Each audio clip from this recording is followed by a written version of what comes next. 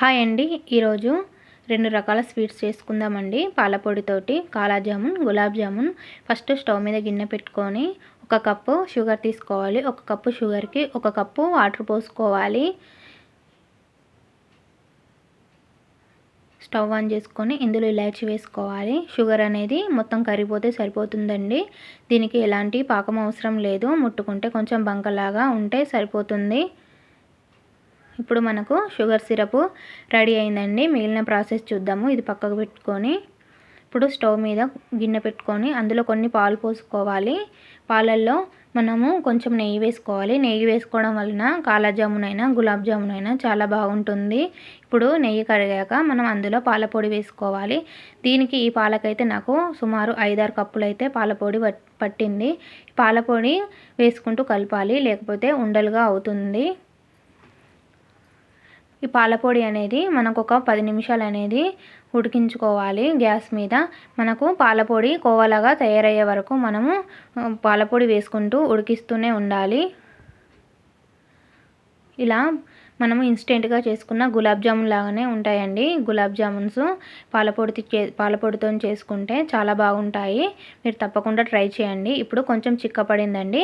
నేను ఇంకొంచెం కూడా ఇందులో పాలపొడి వేసుకున్నాను. పాలపొడి వేసుకోవడం వలన ఈ విధంగా అయితే నాకు చిక్కగా అయింది.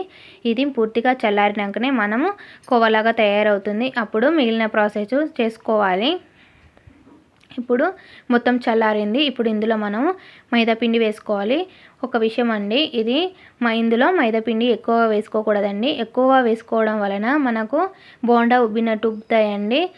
కొంచెం తక్కువగా వేసుకుంటేనే మనకు మంచిగా ఉంటాయి. ఇప్పుడు మనకు కోవలో ఏమైనా ఉండలు ఉంటే వాటిని మెదుపుకొని ఇప్పుడు మనం ఇందులో మైదాపిండి వేసుకోవాలి. మైదాపిండితో పాటు కొంచెం సోడా వేసుకోవాలి.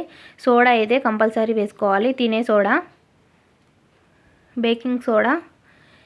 మనము కొంచెం నెయ్యి రాసుకుంటూ కలుపుకుంటే మనకు చేతికున్న అంతా కూడా వెళ్ళిపోతుంది. మైదా పిండి అయితే ఎక్కువ వేయకూడదండి. వేయకండి. మీకు తక్కువ అనిపిస్తే మీకు కోవాలాగా లేకున్నా మనం మళ్ళీ స్టవ్ మీద పెట్టుకొని ఇంకొంచెం పాలపొడి వేసుకుంటే మనకు ఇంకా కోవాలాగా తయారవుతుంది. ఇప్పుడు మన చేతికి నెయ్యి రాసుకొని స్ప్రెడ్ చేసుకుంటూ గులాబ్ జామున్ను రెడీ చేసుకోవాలి. ఈ విధంగా చేసుకోవడం వలన పగుళ్ళు అయితే ఉండవు. మీరు నెయ్యి ప్లేస్లో నూనె కూడా రాసుకొని చేసుకోవచ్చు. ఈ విధంగా మనకైతే గులాబ్ జామున్స్ చేసుకోవాలి. ఇప్పుడు కాలా జామ్స్ చేసుకుందాం. ఇలా స్ప్రెడ్ చేస్తూ ఇట్లా బుల్లెట్స్ మాదిరిగా మనము కాలా జామున్ రెడీ చేసుకోవాలి. స్టవ్ మీద గిన్నె పెట్టుకొని దాంట్లో ఆయిల్ పోసుకోవాలి. ఆయిల్ వేడయ్యాక మన గులాబ్ జామున్స్ అన్నీ మీడియం ఫ్లేమ్లో పెట్టి వేయించుకోవాలి. హై ఫ్లేమ్ అస్సలు పెట్టద్దండి, లోపల అస్సలకే ఉడకదు. ఇలా తిప్పుతూ ఉండాలి. ఇలా తిప్పడం వలన ఈవెన్గా అన్నీ మంచిగా కాలుతాయి. ఇప్పుడు మనకు గులాబ్ జామున్స్ మంచిగా రెడ్ కలర్ లాగా కాలాయి. ఇప్పుడు మనము మిగిలిన కాలా జామ్స్ కూడా ఫ్రై చేసుకోవాలి. కాలా జామ్స్ను కూడా మీడియం ఫ్లేమ్ పెట్టుకొని ఫ్రై చేసుకోవాలి. ఇప్పుడు షుగర్ సిరప్లో మనం ముందుగా డీప్ ఫ్రై చేసుకున్న గులాబ్ జామ్స్ అని వేసి సిమ్లో పెట్టుకొని ఒక 5 మినిట్స్ వరకు ఉడికిస్తే మనకు గులాబ్ జామ్స్ రెడీ అండి. ఇప్పుడు ఈ విధంగానే మనం కూడా కాలా జామ్స్ని తిప్పుతూ కాల్చుకోవాలి. ఇది కొంచెం బ్రౌనిష్ కంటే ఎక్కువ కాలాలి. అప్పుడు మనకు చాలా బాగుంటాయి. ఈ 2 స్వీట్లలో నాకు కాలా జామున్ బాగా నచ్చింది. రసగుల్లా లాగా ఉందండి.